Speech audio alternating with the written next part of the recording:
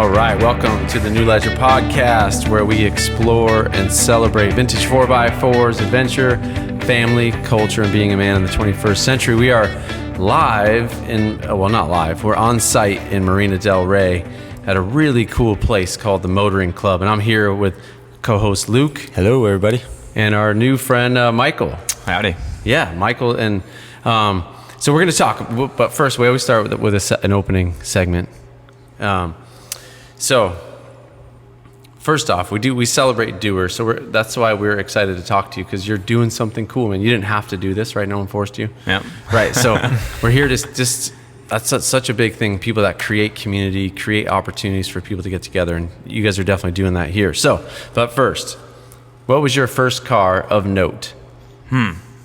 So it was Discovery 2. Really? Oh, yeah, man. Yeah. That's a really cool first car. Yeah, that was, I grew up, I guess, now I have a Range Rover Classic, but the Classic was always, growing up in the 80s, that was like the cool car for me. So, especially you grew up in New York, right? I did, yeah. So it's kind of like Land Rover, Range Rovers, they have like a pretty distinct identity, I think, in the Northeast. Yeah, that like Connecticut, New York, kind of tri-state area growing up. It was awesome. The tri-state. So was that a hand-me-down, or did you go out and like, oh yeah, that's the one I want? Yeah, that was the one I wanted. Okay, Yeah, nice. Yeah. I think I really wanted a Defender at the time. Yeah. But at the time, didn't have airbags, and Right.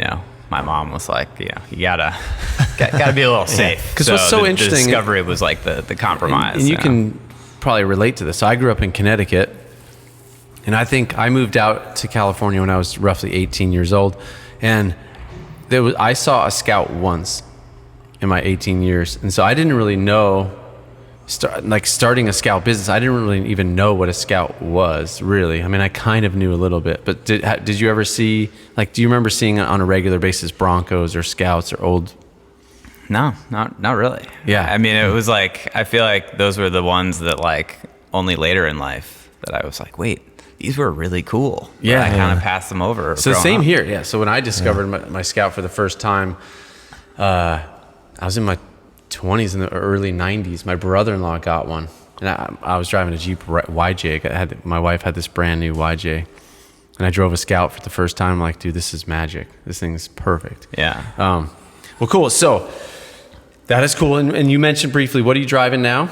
95 Range Rover Classic. Super sweet. Yeah, it's a bit of a project, but Yeah. it'll be fun. Love those. Yeah. I got a couple. Actually, A couple? You do have a couple, actually. I do have a couple. Well, you need a couple Yeah, that's because one's going to be broken, and so you right. need the other one to pull parts from. Just super At least cool. one. And we were talking a little bit earlier. What's unique about Scouts and Wagoneers is we have such a connection. There's so much of our customers and clients that have a nostalgic connection to the Scout. Oh, my grandfather had one, my uncle had one, my dad had one. But they were around the 60s and 70s up till 80. But when did Discoveries came out in the mid 80s, right?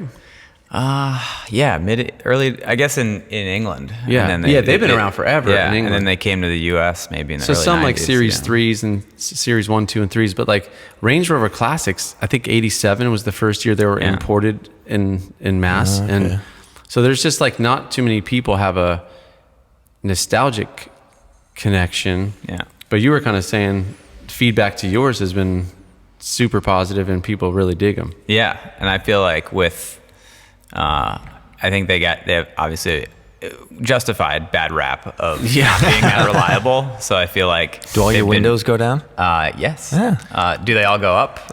Most of the time. And dude, he does have the same. He's got a screwdriver ignition. In the classic. Yeah, the key broke off last week. Okay. And so far, the first locksmith cannot get the end of the key out. So bringing it to another one today. So you guys here at the Motoring Club, you're celebrating car culture, celebrating driving. Tell me about the freedom of drive. What did that mean to you to get your license and go what did that mean as a rite of passage to you? I mean, I feel like that was everything growing up. It was you think growing up, it's like, can't wait to get your license because that just opens up all the possibilities. You can go anywhere, you can do anything, which I think it's sad now when I read articles, like Wall Street Journal or whatever, these publications love to have the title or the attention grabbing subject line of like, kids growing up will never own a car. That's right. Or this is like what I've heard is like, when we talk about this a lot. Generation. Yeah, this is the last generation that will need to know how to drive to fully participate in society. Yeah. And I think that's just so sad because to me, getting my license was like all these places I've wanted to go. Now it's like, I can do it. Yeah. I can get some Independence, car, some friends in the car, and we can road trip. And that was how I ended up moving west from New York was because I had my Discovery. And I was like, well, now I can go do anything. Do whatever. And like, I love road trips. And so like, okay, I'll drive across the country, So like my first cross country road trip in that thing, it was like a winter break from college. And it made it. And we just drove to Colorado, got a couple friends in, and it was like, to me, that was like, you have a car, you can. And it's almost like maybe it's like your first time traveling overseas or something, but it's like this unduplicatable experience, like that rite of passage to go. I remember that so clearly. Like, I can turn left right here if I want to and go into that store. Like, I don't have to ask my mom, hey, can we stop here? I remember when I first wanted to take a road trip, I was like, Mom, I want to, go to South Dakota with my buddies. And she's like, well, you better put it, like I had to earn highway time driving with my parents for them to trust me to go off on my own and that kind of thing. That's funny. It is, yeah. I remember that with my kids. Like my son, the first time when he was 16, 17, when he's like, can I drive to Chicago from Ames? That's like a 6-hour drive. And we're like, of course, my wife, she's like, no, it's too dangerous. And I'm like, yeah, dude, let's do it. I can't remember what car he drove, but so that being said, what do you think is the future of driving? With all the autonomy and electric cars only, like all this stuff, cars being banned in cities, like what do you think is going to be the future of driving? I mean, I think it'll be, I don't think there's any like stopping that progression of getting to, the majority of like, especially like city and highway driving to be autonomous. And I think it'd be great to sit in LA traffic and not have to drive. Right. So like, I think there's definitely a lot of benefits of it, but I think it'll kind of create this, I guess, subculture of like people like us who want to preserve, the feeling of driving. That's right. And so, I don't know if it's like private reserves and roads, which it could be eventually. Yep. But I think it's funny in like starting this company, so many people that are not car people, that are more, startup people or business people. And the first question is like, why start a company, focusing on classic cars when they're going to be obsolete? Right. I'm like, no, I think it's going to be this subculture that's like even stronger. Right. That's interesting. And the desire to hold on to the experience of driving these cars I think maybe the numbers will go down. Right. But I think the passion and the strength. And it's weird, isn't it? Like, increase. I feel like it's crazy. Like they say the gas engine is in its twilight, but like there's been more innovation in horsepower and efficiency and everything in gas engine, and the cars are faster than ever. Like there's so much like this, we're in this renaissance of performance. So do you think that's a response I don't know. The electric and I really don't autonomous know. and like, we got to make these extra fun? If it's like the last push, and one of my buddies who's super cool car guy also like sits on some like boards like nationwide of like the future of driving, things like that, sustainability, the green movement. He's actually went out and purchased he has a 2017 GT350 because he's like, this is going to be the last of a breed. And so he's starting to actually accumulate these cars that are like in this Renaissance era. So we'll see. It's going to be interesting. And what's so cool is that you guys are, in my opinion, directly contributing to the future of driving by what you're doing. And for those of you listening in, if you're not watching on video, you may hear like people walking around, and Michael's going to explain to us what is the Motoring Club. But people are walking around. There's cars kind of coming in and out. You see some really cool cars in the background. So before we get to that, we want to just give a mention to Kenda Tire. Like these guys are friends of ours and super cool brand, whether it's like a car we're really more familiar with like their SUV and kind of off-road tires. A brand that we 2 years ago, really outside of like bicycles and stuff, never really heard of. But they've been putting a ton of investment dollars into innovative technology and design in their off-road tires. So go check out the Kenda Cleaver RTs, super fun tire. And we're really excited. SEMA this year, our SEMA, we're building I shouldn't say it, but I don't care. Now we're building it's going to be our first New Legend Cherokee Chief. It's going to be at SEMA on a JL chassis. So it's going to be really, really fun. Got some great partners. And we're hoping that the Kenda new all-terrains are for the last year, they've been developing this really cool new all-terrain. So we're excited to check that out. Okay, so what is this thing called the Motoring Club? Good question. Yeah. So we're basically a membership club for car enthusiasts. So we've kind of got two parts, an online part and then a physical brick and mortar side of things. So the brick and mortar side of things, where you guys are sitting now, this is our first clubhouse location. Yeah. So the high level idea behind this was, we've all gone to Cars and Coffees in different parking lots our whole lives. And I feel like most enthusiasts have always thought, why can't one of these be permanent? Yeah. So the kind of idea behind this was, let's create a permanent clubhouse location that can kind of be a 7-day-a-week coffee shop, hangout space for car enthusiasts. I love it. Make it accessible and kind of aimed at more of the modern day enthusiast. Yeah, right. So, let's dig into that a little bit, because so we came here not knowing what to expect. I've seen you guys online, heard about you guys, but when I think of a motoring club or like a car club, I think of like Porsches and Lamborghinis and Ferraris, and kind of like for the elite cars and clientele. But coming in, you have like a really cool assortment of different kind of cars, and you can get into like people can store their cars here as kind of a home base. Yep. As we know in LA, well, maybe some people don't know, but LA is like garages are kind of at a premium. Yep. And rare. Oh yeah. So to have a place like this is really, really cool. But what I love is Michael's like, just tell us about like your vision around, because this is not like a snooty place. I mean, It's super cool. Like I'm really, really stoked about it. But there's like a Viper over there, and then there's like this really cool old Scout. Yeah. Yeah, I think, our vibe and kind of the community we want to build is, when I say like, I feel like I've spent so much time thinking about like the right words to use and like how to describe like the type of members we're going after, the type of community we want to build.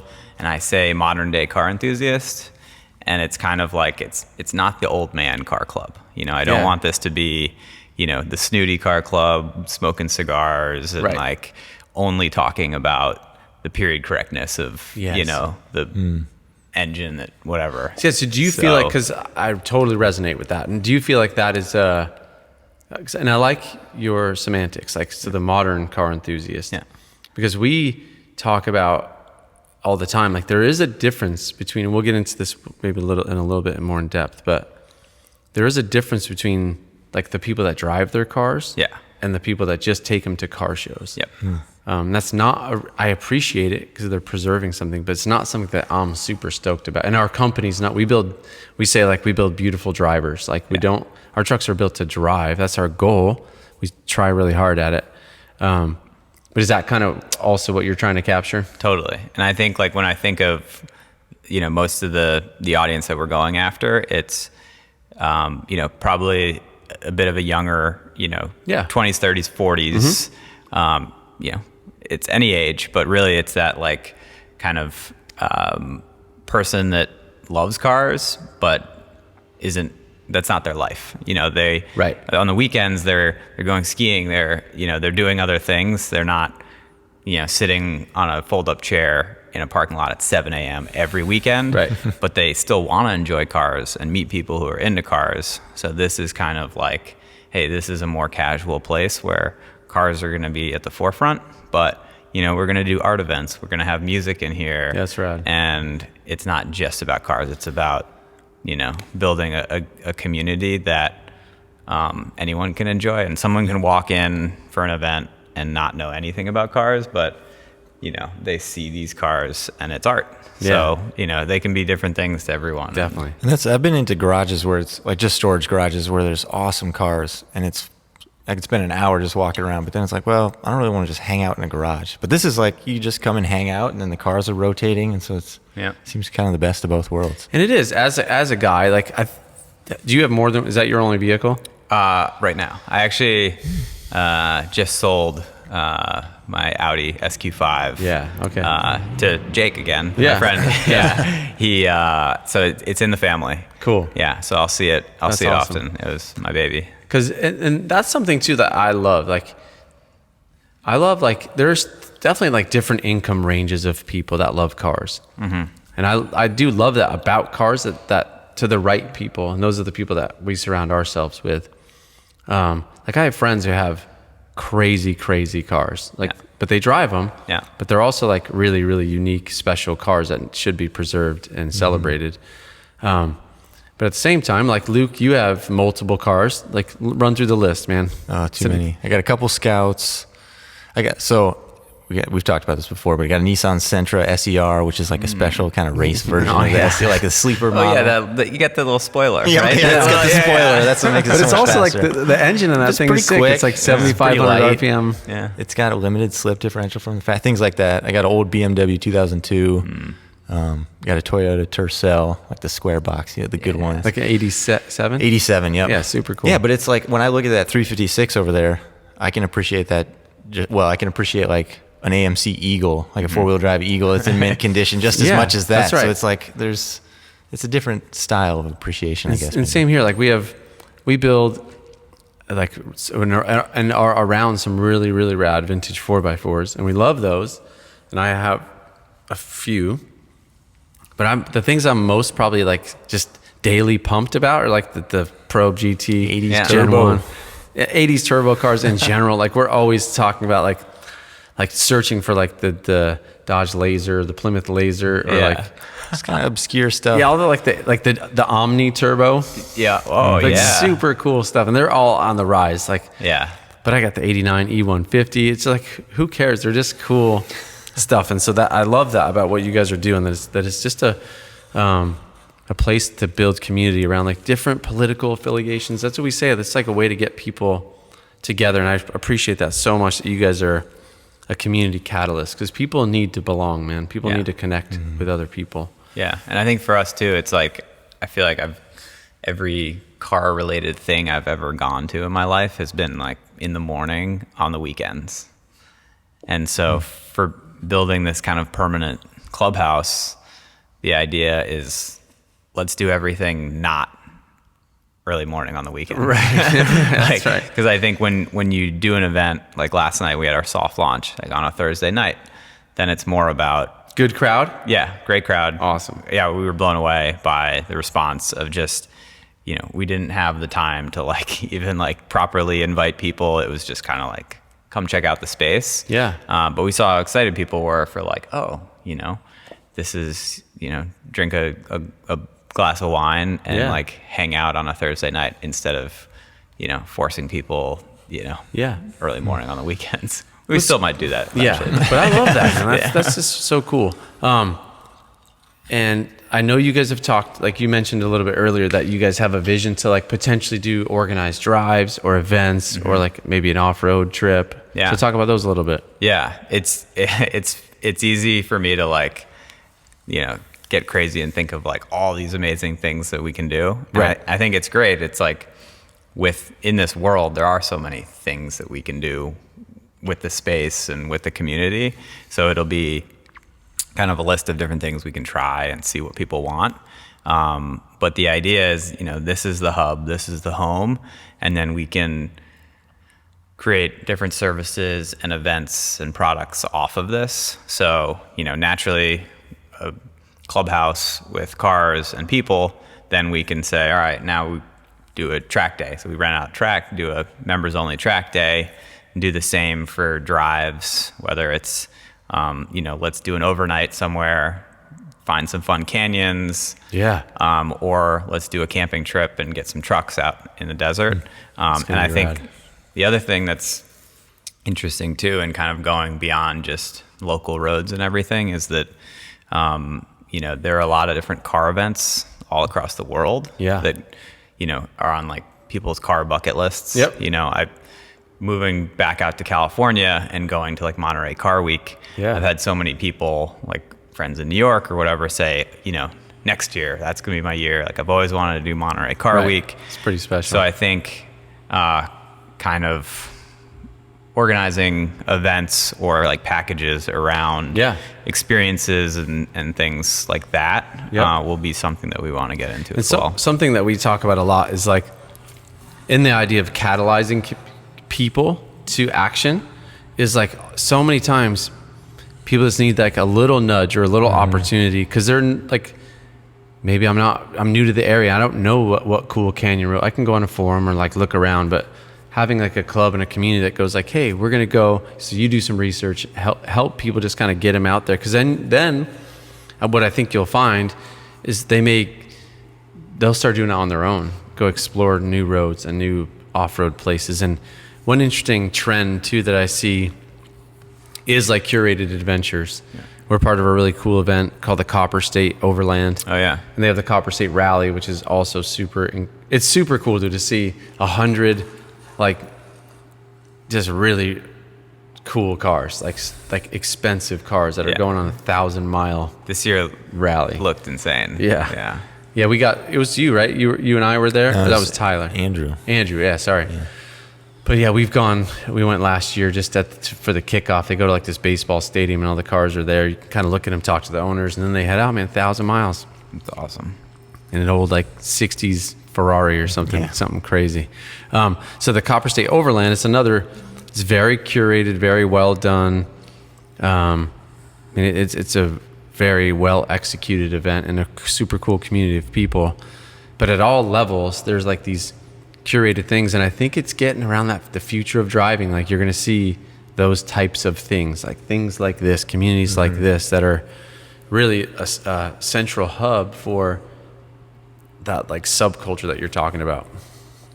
And like you said, you don't always know like what events or what trails or things. So that's what this kind of community, some guy can go, hey, last weekend I went and did this. And then you organize events or share it with people or whatever. Yeah. So it's just a great spot for that. Yeah. And our other kind of longer term vision is that we do want to have these locations in different cities. So talk about that. Like, I know that like it's kind of weird to talk about that because you just had a soft launch. This is like your second day technically open. Technically, this is the first day. The first day. Yeah. Okay. Yeah. That's exciting. You guys are the first through the door. And I have to say congratulations on that. Yeah. It's really special. Thank you. Like, how long has this been? Maybe let's back up just a little bit. What inspired you specifically? And then what did it look like to get this from, we talk about from dream to dirt, like from conception to like slinging paint on the walls and getting cars in here? I mean, with so many things, it's like years of, thoughts. And, I spent most of my career in tech. Okay. And so I've worked for a lot of different startups, small and big. And the small ones, worked for like a clothing brand, Marina Del Rey. Okay. They're based in San Francisco. And that was cool because it was like, four of us. And now they're, they have 30 something stores and really? Like 100 crazy. Employees. So cool.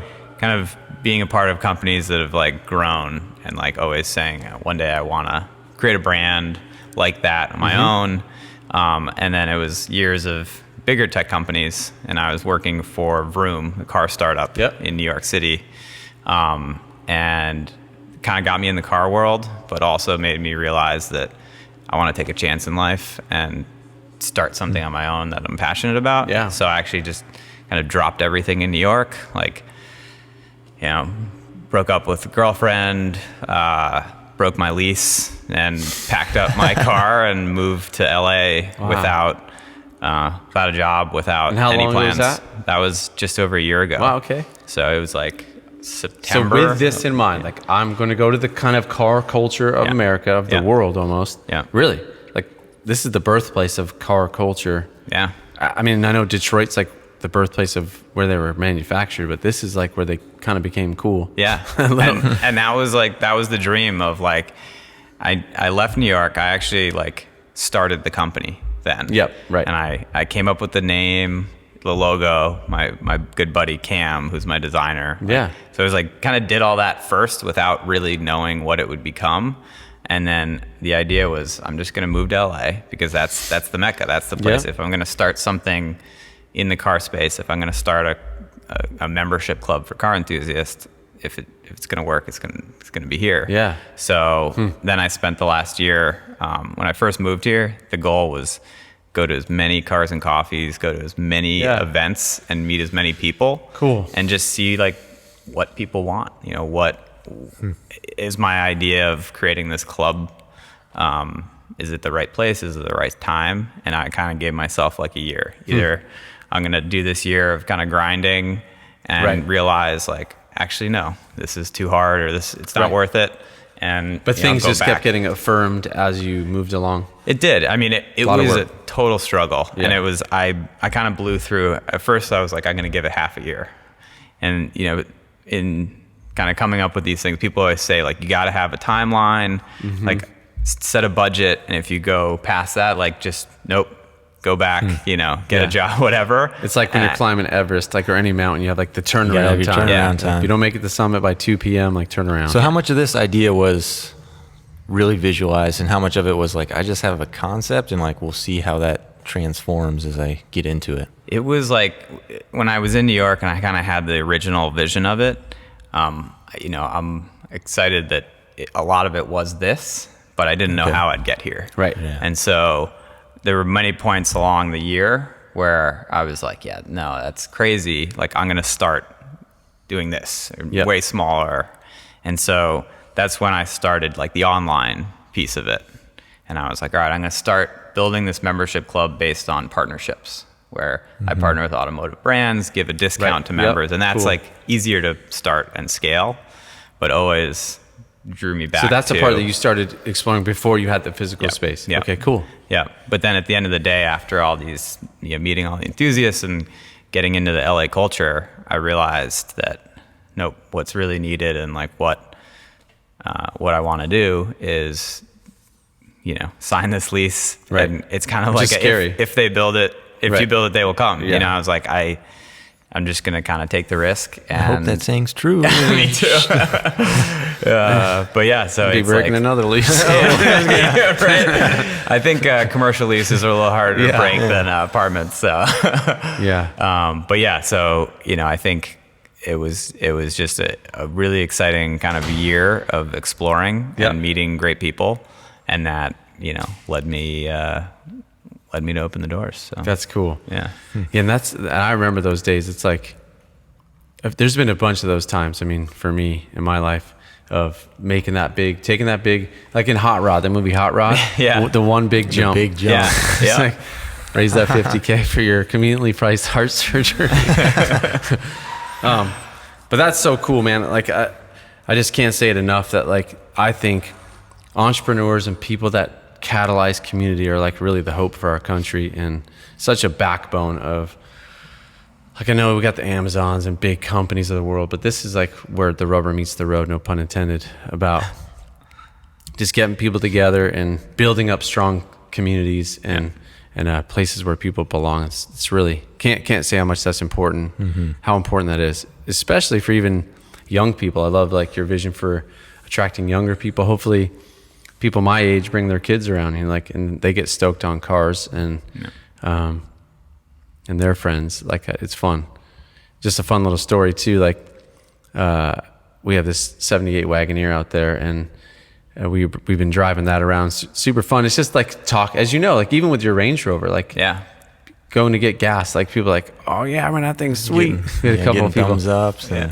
But we just delivered a Scout to a guy, and his kids, like, it was so fun hearing the story of him showing his kids, like, this rod like locks and unlocks the doors, and this crank like rolls down the windows, and these like mechanical levers control the heat, It's just, and like you got to pull this knob to get the hood open. Even the thing that I was surprised about is even once they saw the keys, they're like, oh, what? It's not a little fob that you just push a button. Like that's becoming an unusual thing now. Yeah, putting a key in a door is like, that's good thought. And I think like going back to your question earlier of like what the next generation, like what cars are going to look like in the future, like I think it's more important to preserve and like teach these basic things that like, our parents, they grew up working on cars and knowing how to do basic stuff.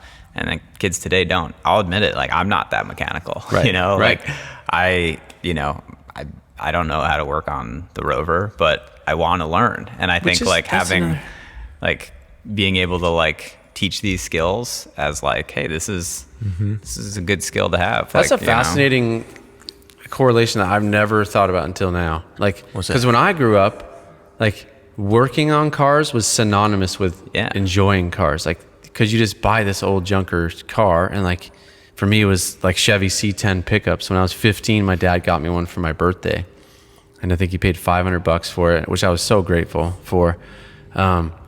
And it didn't run, so I just started taking it apart and putting it together and buying other trucks. It was, but today you're right. You have a lot of enthusiasts because you don't have to, right? Like new cars, you don't have to work on all the time. That's some of the beauty of integrating modern technology into the old platforms. Yeah.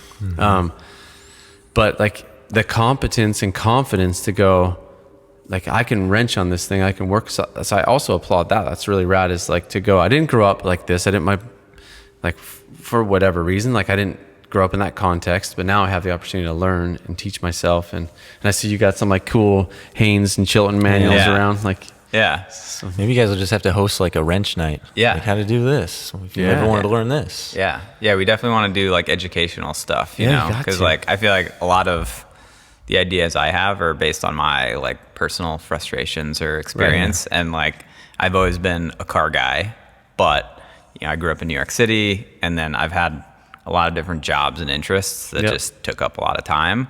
And so I haven't had the time to like truly learn. Well, and just space. I feel like in the city, space, it's so precious, premium. So to have a garage where you just have tools and parts spread out is like, I can't. I have trouble finding space in Iowa. Yeah. But out here is, I'm sure, insane. Yeah. So I hope it's like, so now it's like, all right, I want to figure out ways to like, similar to myself, like help people learn, give them a space, and it's like never too late. Like but the best way to learn is like to be stoked about it. Like because my son is 13, and I'm trying to train him up and teach him some things mechanically, and I would say like he's moderately interested because they're cool and because he loves me and he wants to be a good son. Yeah, but like it's not just like.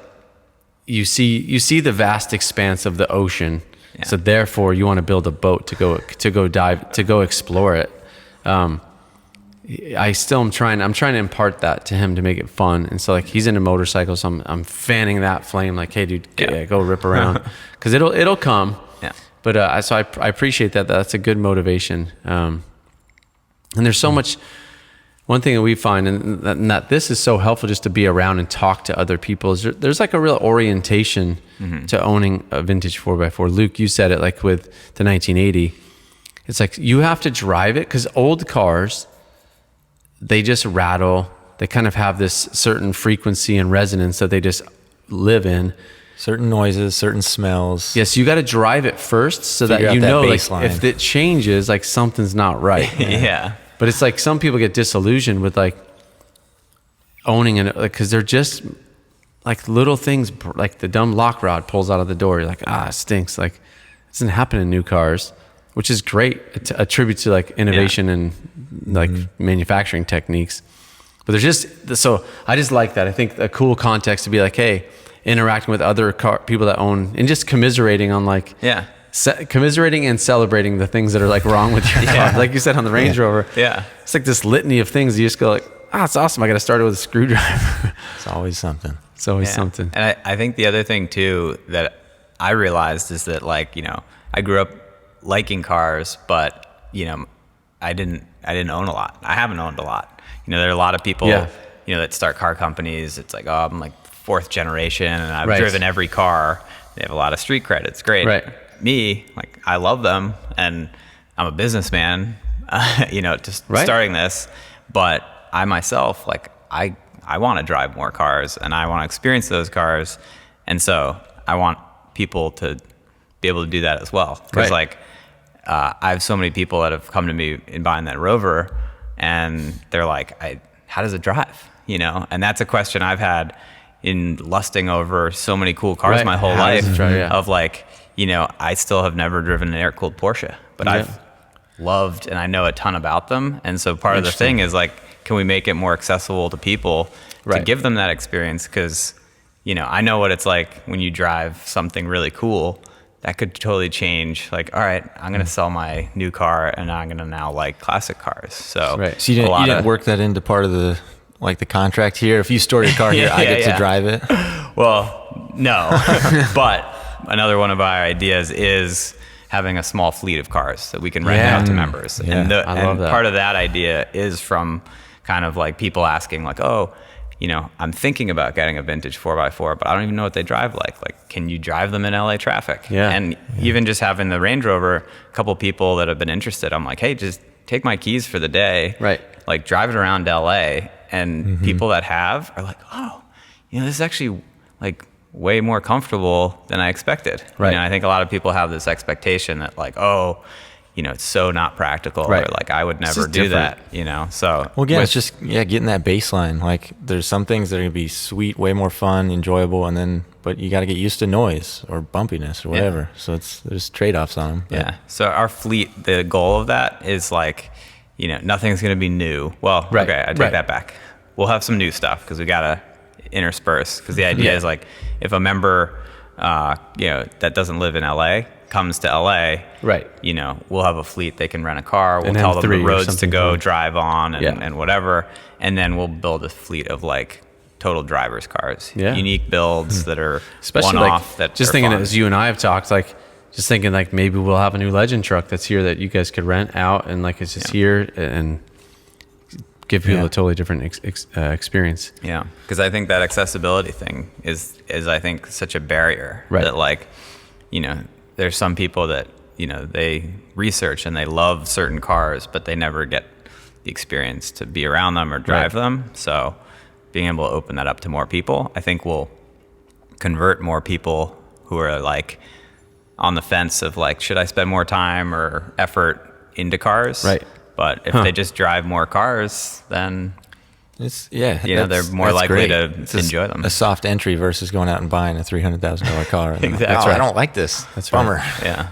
So I have another question for you as a car enthusiast. So we talk often about a uniqueness of vintage 4x4s, that there's something unique about them that in contrast to like the muscle car culture. Yeah.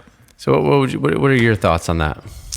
Like what is unique about the or is it the same? Do they invoke the same emotion, the same? Yeah. What do you think about that? Vintage 4x4. Yeah, not versus, but like what is unique about vintage 4x4 culture? Because it's huge right now. Yeah. Yeah. I mean, I think what's unique is the reason why I wanted a Land Rover Discovery when I was growing up was I've always been a big skier and in the outdoors. And so to me, it was like, a car you can take on a road trip. And that's great, but you're going to have to like park it and go to a hotel or whatever. Right. But vintage 4x4s to me just seem like the adventure aspect is just like, oh, if I get one of these vintage 4x4s, like, great, I can get a roof tent and go anywhere. I can go anywhere. Unlocks Especially a few more possibilities. Yeah. And like living here in LA, a lot of people that aren't from here don't realize like you can drive 20, 40 minutes and be in the middle of nowhere. It is crazy. Yeah, there's such beautiful. I'm really jealous. I mean, I used to live in San Jose, but there's so much to do, like so close. Like you think LA is just this concrete jungle, but it's not. It's like there's so much just outside. Yeah. And especially within like 3 hours, you can get to like some of the most beautiful places in the world. Yeah. Which is awesome. Yeah, it's crazy to think like, and you can go skiing in Tahoe one day and then like that afternoon go surfing. Yeah. Yeah. So I think the spirit of adventure, a lot of our customers and friends talk about like just the lake house or like going out to the beach, like just stuff that's a little different than like a 92 Mustang LX convertible. Yeah. Which is also a cool car. Not the GT What's the so LX? much. The LX was like the lighter, same power, but just like a little lighter, more stripped down. No spoilers, no like weird taillight covers, no ground effects. Yeah. Sweet stuff. Yeah. And I feel like too, like, especially in California, it's like, the kind of surfer, like beach life. Yeah, right. Along with the mountains and the desert. It's like, when you have a vintage 4x4, it's like, I don't know, like driving it, you just feel more like, you feel that spirit of adventure. You feel more relaxed and just like chill. Like, I'm going to get, the squad and the dog in the back and like, just have a cool day, and that I feel like it's like a little more, varied in terms of like what you can do with it. And what's cool is like we see a lot of people are who have been muscle car, classic car people are rounding out their experience by now adding vintage 4x4s into that fold. And that's really exciting because I think they are.